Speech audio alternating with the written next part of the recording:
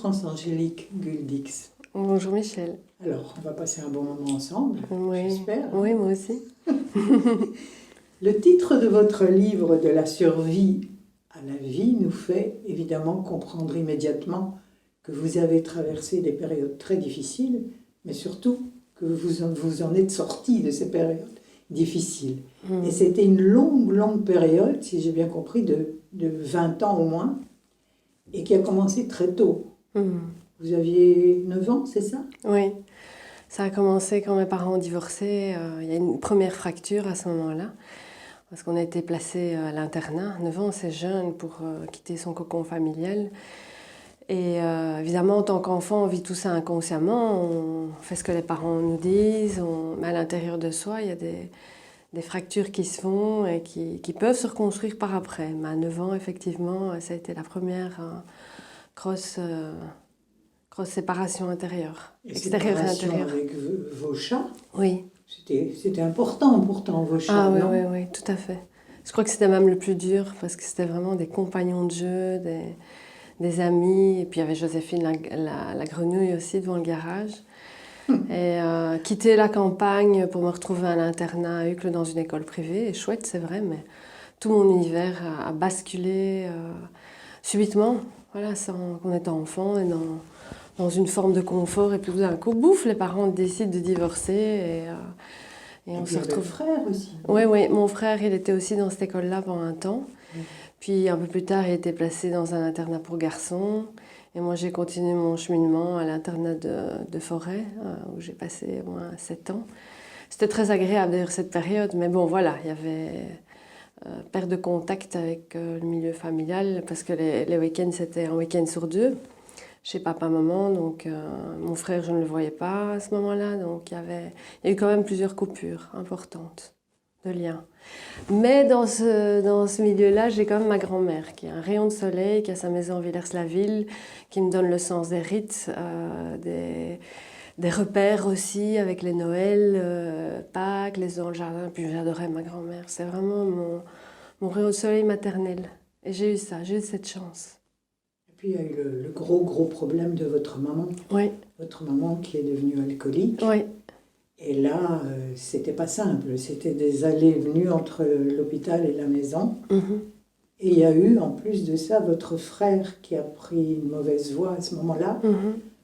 La drogue, la délinquance, et même la prison. Et vous étiez au milieu de tout ça, seul. Oui, tout à fait. Tout à fait seul. Oui, tout à fait seule et très en survie parce que j'étais au lycée, moi j'étais une ado, donc je vivais ma vie d'ado et je voulais surtout pas que mes copines sachent que je vivais donc j'avais une grande cuirasse de théâtre qui me protégeait de tout ça, mais à l'intérieur de moi j'étais ravagée évidemment, beaucoup de souffrance, mais j'ai quand même tenu le coup. C'était la honte aussi. Beaucoup. Qui vous minait. Beaucoup de honte. Il fallait garder les apparences, garder un équilibre tout à fait factice extérieurement. Et j'y suis arrivée. Mais à quel prix? Mais bon. Dans votre livre « De la survie à la vie », vous dites que vous n'étiez plus dans votre corps. Vous n'habitiez plus votre corps. Vous aviez cette impression? En fait, je ne m'en rendais pas compte. C'est quand j'ai rencontré Marie-Lise Lamontée des années plus tard. C'était une rencontre magnifique d'ailleurs. C'est une femme qui a été très importante dans mon cheminement. On va en parler. Oui. Vous l'avez place. Oui. J'espère. Donc quand j'ai rencontré Marie-Lise et que j'ai entamé ce chemin d'étude de la méthode de libération des cuirasses, je me suis rendu compte que je n'avais pas accès à mes émotions, que je vivais à côté de mon corps et que ça a été ma grande protection. Parce que tant que je vivais à côté de mon corps et que je n'étais pas consciente de tout ce qui se passait, je me suis missionnée pour sauver le système familial. Donc j'assistais à beaucoup de conférences, j'essayais de sortir ma mère de son alcoolisme, j'essayais de faire évoluer mon père. Enfin, j'essayais de tenir tout ce système qui était en train de s'écrouler sur mes petites épaules. Si bien quelques années plus tard, c'est moi qui me suis écroulée parce que ce n'était pas mon rôle, mais je ne le savais pas. Il faut savoir qu'en systémique, c'est l'enfant le plus fort qui prend toute la dysfonction familiale inconsciemment. on ne choisit pas ça, ça se fait. Et donc moi j'ai endossé le manteau de sauveur, cette fausse identité qui m'a permis de survivre dans ce système familial, mais effectivement, je n'étais pas en contact du tout avec qui j'étais et je vivais à côté de mon corps, j'étais avec les anges, je flottais, il fallait toujours être dans le positif, il fallait comprendre la souffrance des gens, ils ont souffert, etc. Enfin, pas du tout dans un pôle de réalité. Et je regarde ça avec tendresse maintenant parce que c'est la façon dont j'ai réagi au mieux par rapport à mon système familial. Je ne pouvais pas faire autrement. Et ça m'a permis de survivre, ça m'a permis de faire mes études, ça m'a permis d'obtenir mon graduat en marketing en travaillant énormément. Puisque bon, je n'avais pas confiance en moi, je n'étais pas construite. C'était quelque chose à l'intérieur de moi qui ne tenait pas debout, mais je n'en avais pas trop conscience non plus. C'est vraiment en entamant ce chemin de retrouvailles avec mon corps, ma maison, mon temple, que j'ai pris conscience de tas de choses. Et en même temps, ça a été un chemin passionnant, parce que c'est ça qui m'a mis en route vers qui je suis. Je ne suis pas sûre que si j'étais née dans une famille très coconnante avec tout ce qu'il fallait, si je me serais mis en chemin, j'ai cherché. À l'âge de 25 ans, j'étais en train de me dire, mais il n'y a pas que manger, dormir et se reproduire sur cette planète, il y a autre chose. Et je me suis mise à chercher sans relâche. C'est comme si vraiment mon âme me poussait. J'ouvrais une porte, c'était pas là, il fallait à droite, à gauche. Jusqu'au jour où j'ai rencontré Marie-Lise, là j'ai dit, ça y est, je peux me poser. Là, il y a un chemin très riche qui s'ouvre pour moi. Et c'est ça qui s'est passé en fait. Mais la première fois que vous vous êtes sentie comprise, c'est quand vous êtes entrée dans un groupe de soutien aux personnes qui vivaient avec quelqu'un en dépendance. Oui. Vous, c'était 2 dépendances, l'alcool, enfin pas vous, mais l'alcool de votre maman, la drogue et la délinquance de votre frère. Et c'est là que vous vous êtes sentie un peu soutenue quand même. Oui, parce que pour la première fois de ma vie, j'avais 25 ans à ce moment-là, j'ai rencontré des gens qui vivaient la même chose que moi. Je pouvais me déposer sans être jugée. Et ça, c'était très important. Je pouvais lâcher tous mes masques. Et donc, on parle des groupes Naranon, là, qui sont des groupes qui sont parallèles au AA, qui sont les groupes qui ont été construits pour aider les familles, donc ex-filles d'alcooliques ou des parents dont les enfants se droguent. Et donc, on suit un programme en 12 étapes, 12 traditions. J'ai fait ça quelques années et je suis vraiment reconnaissante à tous ces groupes parce que ça m'a vraiment permis de me déposer à une première étape importante. Et ça a provoqué, à mon avis, je me trompe peut-être, quand même ce fameux déclic, le jour où vous vous êtes rendu compte aussi que vous n'écoutiez pas vos besoins, que vous étiez en train de descendre la pente comme votre maman, et vous avez pris une décision quand même importante de demander à votre maman de signer un contrat. C'était quand même assez courageux parce que vous l'aimiez, cette maman. Ah oui, énormément. Vraiment beaucoup. En fait, c'était des années plus tard, j'avais déjà commencé un chemin avec Marie-Lise. Et là, je me suis rendu compte, j'ai eu la connaissance de ce que c'est le triangle dramatique, victime, sauveur, persécuteur. Donc, ce qui est clair que dans mon système familial, j'avais été sauveuse de tout mon système familial et de ma maman pendant des années. Ça m'a permis de survivre. Puis quand j'ai eu des éléments de connaissance, j'ai vu que j'avais un choix. Je n'étais plus obligée d'être victime de ça et que je pouvais, enfin de la situation de ma maman. Donc, je pouvais me positionner différemment en tant qu'adulte. Et donc, j'ai eu vraiment une inspiration de lui écrire un contrat où je choisissais ce chemin de destruction. C'était dur, j'ai dû vraiment méditer, me retrouver avec moi-même et me dire est-ce que l'amour, c'est pas finalement accepter qu'une personne choisisse consciemment ou inconsciemment de se détruire? Et quand je suis arrivée au oui pleinement, quand toutes les parties de moi ont dit oui pleinement, là j'ai rédigé le contrat. Et je dis voilà, moi je choisis d'aller dans la construction de ma personnalité, de me guérir et de mettre de l'ordre dans ma maison intérieure. Toi, si tu choisis autre chose, nos chemins vont se séparer. J'en ai fait un contrat. Ça veut dire si tu continues à boire. Oui. Je ne veux plus te voir. C'est ça. Je ne prends plus en charge les conséquences de tout ça. Parce que ces neurones étaient en train de se détruire et donc ça a amené des tas de situations. Oui, moi aussi. Et donc, comme elle était dans un puits, si je suis dans le puits avec elle en bas, rien qui se passe. Bon, elle choisit ou elle subit d'être dans le puits, peu importe la personne. Moi, je choisis d'être à l'extérieur. Donc, je peux me construire moi et peut-être appeler d'autres personnes pour l'aider elle, mais être à deux dans le puits, on ne crée rien parce qu'on est dans la relation victime-sauveur, persécuteur même. parce que je la persécutais aussi par moments. J'étais très en souffrance de voir ma mère, qui était une femme avec plein de talents, etc., se détruire. Je ne comprenais pas sa destruction. Maintenant, avec tout le chemin que j'ai parcouru et l'accompagnement que je fais des personnes, je peux comprendre beaucoup mieux. Mais à l'époque, je subissais tout ça, donc je ne le comprenais pas et j'étais révoltée. J'étais une grande rebelle et beaucoup d'agressivité pour la faire bouger. Évidemment, ce n'est pas ça qu'elle avait besoin, mais je ne le savais pas. Mais une fois que j'ai eu des éléments de connaissance, là, j'ai commencé à mettre des choses en place pour sortir de mon système familial qui n'était pas porteur ni vraiment nourrissant pour moi. Et j'ai été me construire dans la formation que j'ai choisi de faire avec Marie-Lise Lamontée. C'était un fameux acte thérapeutique que vous avez fait à ce moment-là, quand vous avez demandé de signer ce contrat. Oui. Ce qu'elle a fait. Tout à fait. Oui. Ma maman, oui, tout à fait. Dans votre livre De la survie à la vie, France Guldix, vous nous racontez ce que vous avez fait pour survivre et pour vous reconstruire. Vous l'avez dit, vous avez frappé à plusieurs portes. Vous en ouvriez une, ce n'était pas tout à fait ce que vous vouliez, vous alliez ailleurs, ou c'était un complément par rapport à ce que vous aviez déjà fait. Et il y a quand même la psychanalyse jungienne qui vous a beaucoup aidé, qui vous aide peut-être encore aujourd'hui. Oui, tout à fait. Le travail des rêves, de l'inconscient qui me passionne chez moi et chez les autres personnes par ailleurs. Et donc, oui, effectivement, pour moi, les deux grands outils, d'autres outils m'ont accompagné comme la communication non violente, la psychogénéalogie, le chamanisme. Mais le travail sur l'inconscient a été vraiment un complément parfait pour moi. Le travail sur le corps, parce que le travail, la méthode de libération des curas, fait remonter des choses et brasse des choses dans l'inconscient. Et puis, bon, j'ai besoin d'être accompagnée par quelqu'un de vraiment compétent pour m'aider à mettre de l'ordre dans ma maison intérieure et me restructurer psychiquement.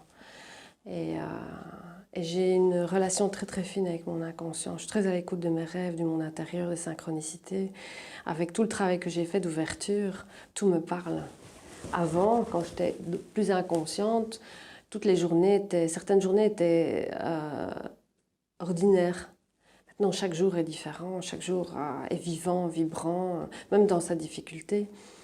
Et vous dites même que la psychanalyse jungienne vous a ouverte à la dimension sacrée de votre monde intérieur. Oui, tout à fait.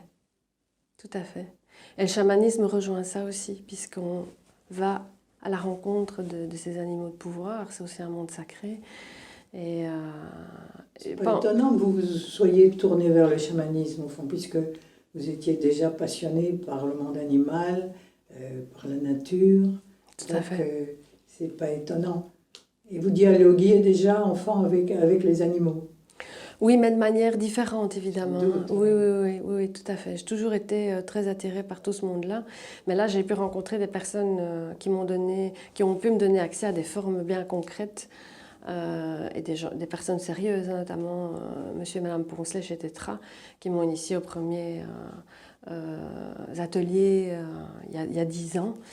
Et c'est d'une telle richesse parce que pendant longtemps, j'ai cherché des réponses à l'extérieur de moi.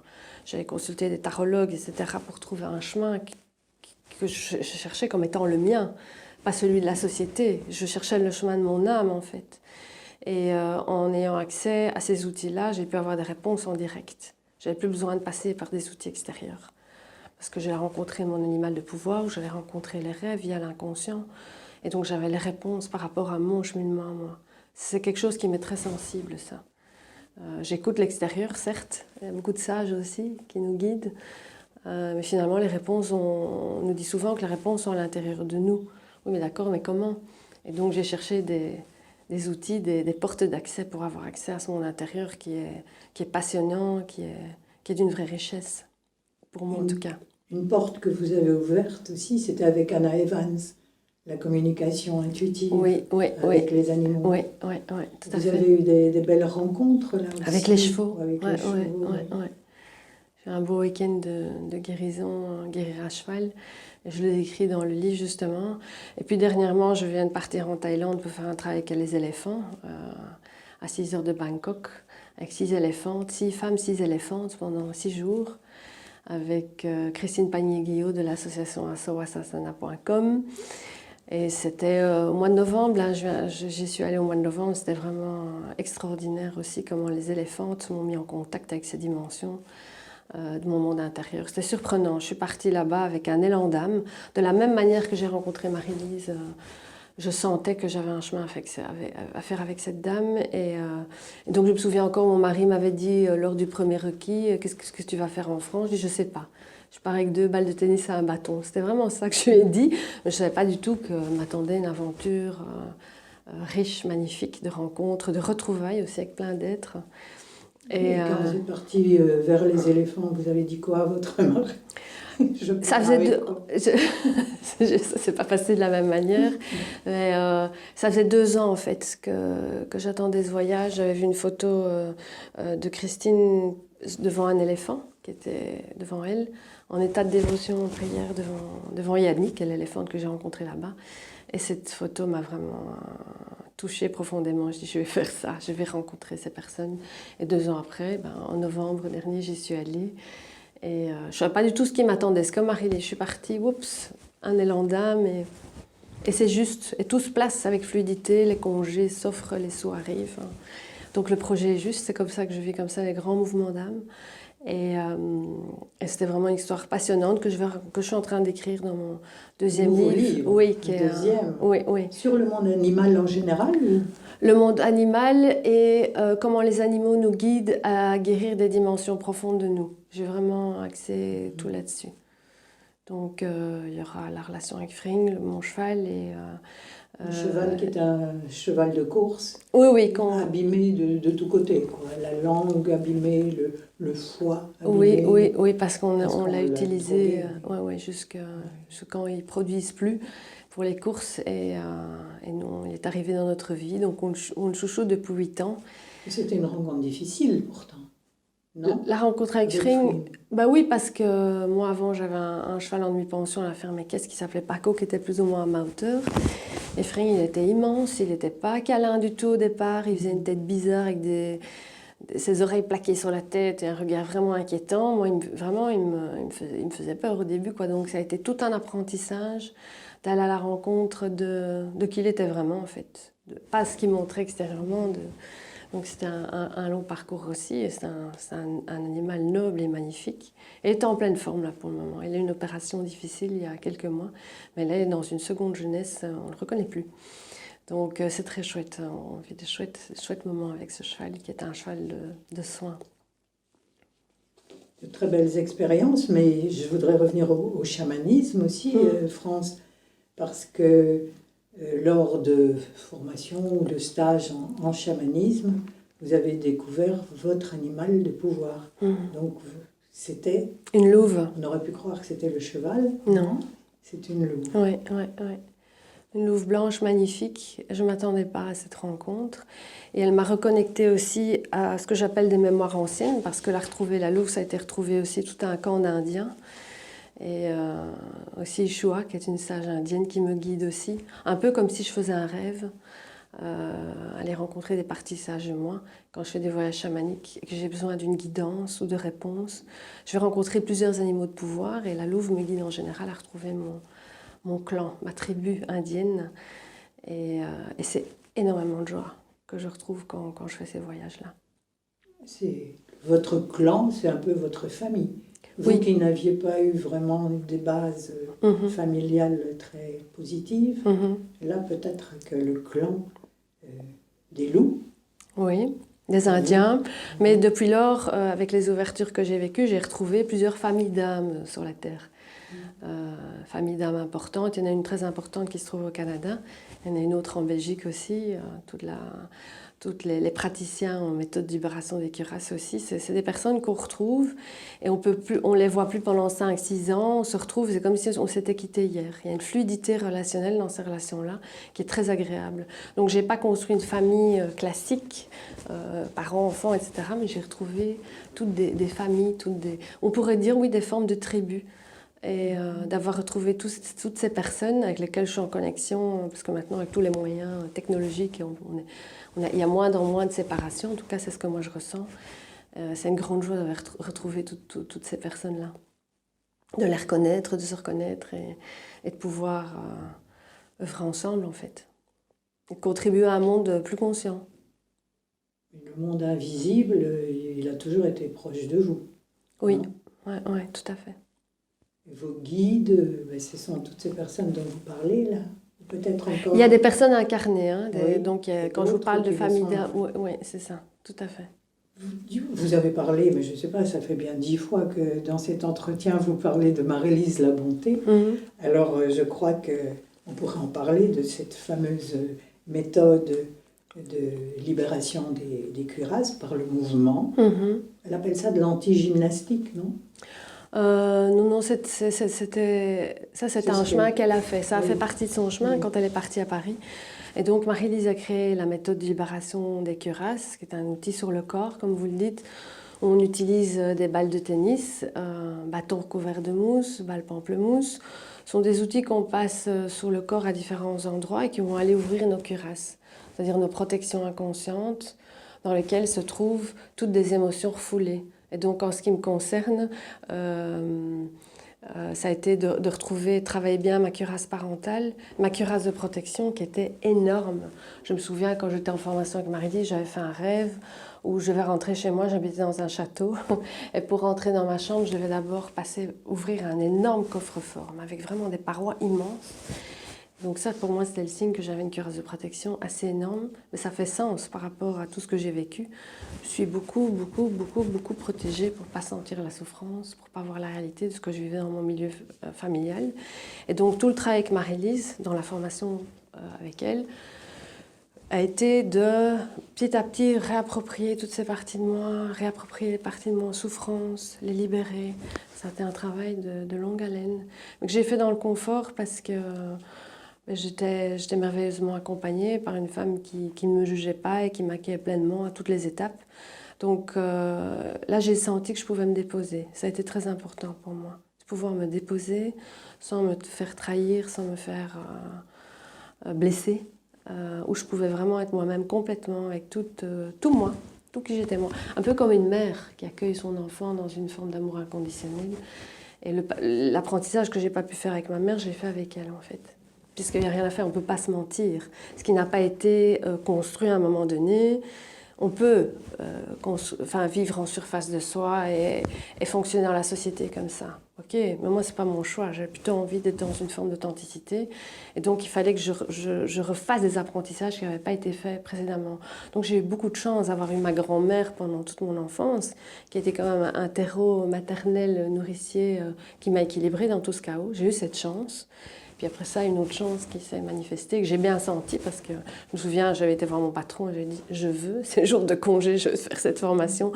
Il n'y avait pas d'autre choix, j'étais décidée. Vous ne lui avez pas donné le choix? Non, il m'a dit « ok, that's all right », parce que je travaillais pour une entreprise américaine à l'époque. Et donc, avec beaucoup de douceur et de tendresse, j'ai pu être accompagnée à me retrouver, à retrouver mon corps et mon immense souffrance et ma blessure d'abandon que j'ai apprivoisée petit à petit et m'incarner petit à petit aussi et voir la réalité de ce que j'avais fui pendant des années. Pas parce que je voulais fuir, mais parce que c'était trop dur, je ne pouvais pas regarder ça. Mais en même temps, ça a été riche, puisque c'est ça qui a fait mon chemin, toute ma recherche, et qui a fait qu'aujourd'hui, je peux accueillir d'autres personnes qui sont en chemin. Vous n'avez pas gardé toute cette expérience-là de la méthode de libération des cuirasses pour vous. Maintenant, vous en faites partager ceux qui en ont besoin. Mais oui, ça fait sens d'avoir souffert et de pouvoir retransmettre ça, de guider d'autres personnes.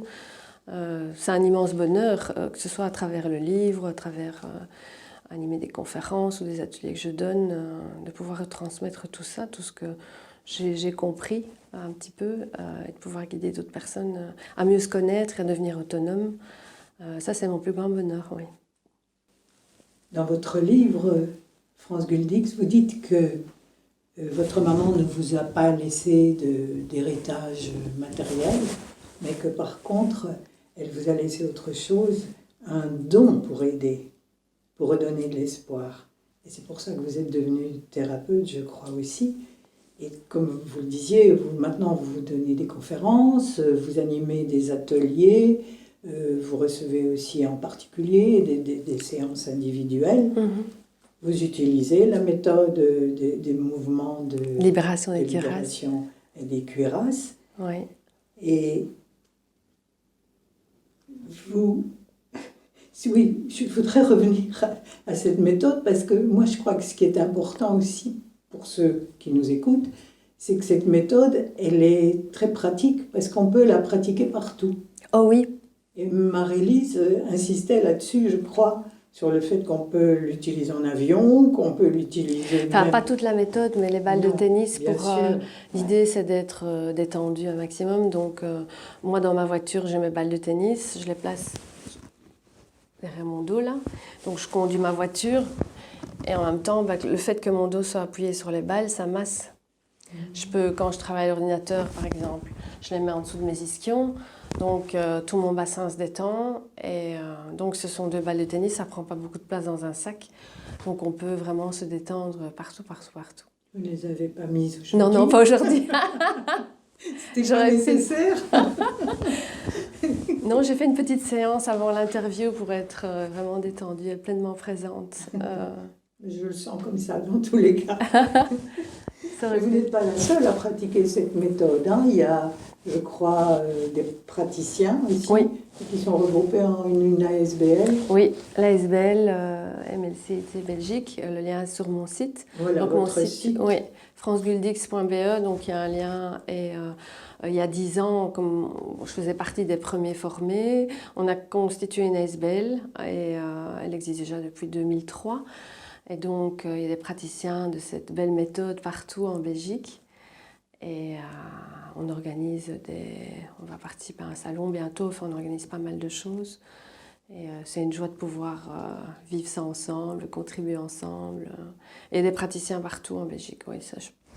Il y a c'est répertorié par région, le site est très bien fait. Donc, voilà, pour les personnes qui souhaitent vivre la méthode. Ce que vous avez aimé aussi dans votre rencontre avec Marie-Lise Labonté, c'est son côté très féminin. Quelque chose qui vous manquait depuis longtemps. Vous dites que vous avez mis des années à rencontrer la beauté et la puissance du féminin qui était en vous. C'est étonnant.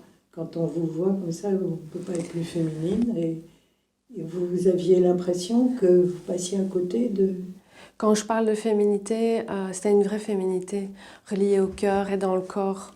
Moi, elle était en surface, ma féminité. Et donc, quand j'ai rencontré Marie-Lise, je sentais toutes ces dimensions qu'elle habitait pleinement. Moi, je ne les habitais pas encore. Donc, ça a été comme un féminin accompli devant moi, évidemment, qui me montrait comme un chemin. Évidemment, à un certain moment, nos routes ont pris un sens différent, puisqu'elle continuait à enseigner ailleurs. Et moi, j'ai pris mon chemin de mon côté pour retrouver qui je suis et ma féminité. Pas celle de Marie-Lise, mais celle de France.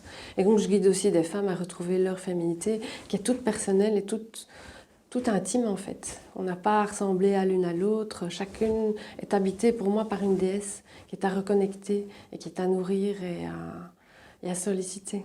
Vous avez fait beaucoup de recherches sur la déesse mère. Oui, j'ai lu pas mal de bouquins là-dessus. Et j'adore l'histoire des chevaliers de la table ronde avec Arthur, Pendragon, Merlin et l'île d'Avalon avec les premières déesses mères et tout ce qu'elles pratiquaient sur l'île d'Avalon, de la magie, tout ça, ça me passionne. Ouais. Et quand vous dites que la Terre a grand besoin de la femme qui connaît les secrets de la féminité. Oui, c'est ça qui se relie au cycle, qui se relie à la Terre, qui se relie à la grande sagesse de la Terre, en fait. Oui, je pense que c'est vraiment redemandé. Actuellement, toutes les structures sont un petit peu en survie, on le voit, le monde est un petit peu chaotique. Et donc, je pense que le beau féminin est demandé. Ouais. Donc, quand je parle du féminin, je parle des valeurs de partage, de solidarité, d'écoute, d'accueil, de cœur. Ouais. Je pense que la Terre a besoin de ça. Et vous donnez des ateliers sur ce thème-là. Oui. Se reconnecter à sa déesse. Oui. Vous faites beaucoup de choses, hein, non? J'ai beaucoup de créativité. Vu que mes cuirasses sont ouvertes, j'ai accès à une énergie créatrice. Et donc, je me laisse tout le travail que je fais très inspiré. Si c'est pas inspiré, je sais pas donner les choses, je sais pas faire les choses. Donc, voilà, l'interview avec vous, elle était inspirée. C'était le moment de la faire, alors que ça fait quand même 10 ans que je pratique. Je n'avais jamais pensé à faire ça. Les choses se sont placées de manière juste. Et je me sentais tout à fait à l'aise dans cette expérience d'interview alors que je n'avais jamais fait ça. Et voilà, et ma vie est construite comme ça. Bon, elle n'est pas rose bonbon et il y a bien sûr des moments de grosses épreuves, mais je reconnais qu'avec le travail du corps et de l'inconscient que je fais, que je continue à faire, la souffrance est vécue différemment. Je l'accueille différemment, je la vis différemment, elle me submerge moins.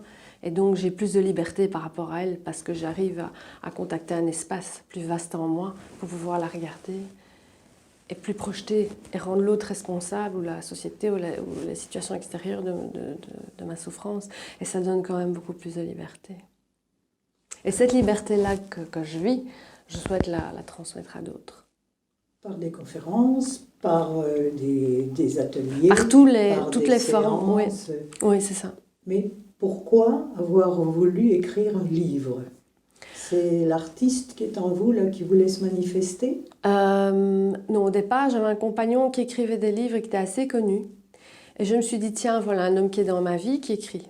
Donc peut-être que moi aussi, j'ai une part de moi, comme un jeu, j'ai pris ça comme un jeu, qui a besoin d'écrire, que je ne connais pas. Donc je me suis dit, voilà, je vais commencer à écrire. Et puis, à ma grande surprise, j'ai revisité toute ma vie aussi. Donc j'ai été revisiter aussi des parties de moi qui n'étaient pas encore tout à fait guéries. Ça a été thérapeutique en fait d'écrire ce livre. Donc il y a une première étape. Ça a été, pour moi, c'est un travail de co-création. Je ne l'ai pas fait seule. J'ai été très accompagnée par des amis parce que je ne suis pas écrivain. J'ai écrit avec mon cœur, avec tout qui je suis. Et donc j'ai eu besoin d'avoir l'avis de beaucoup d'amis. Ça a mis quand même 7 ans avant de pouvoir naître. Et puis le chapitre notamment de la femme, je me suis sentie très inspirée quand j'écrivais. Et ça m'a donné une joie immense. Et ça, c'était une découverte parce que je ne savais pas. Au début, c'était « je vais écrire parce qu'il écrit ». Et puis j'ai été connectée à quelque chose qui m'a dépassée et qui m'a donné beaucoup de joie. Donc ça a été une première étape.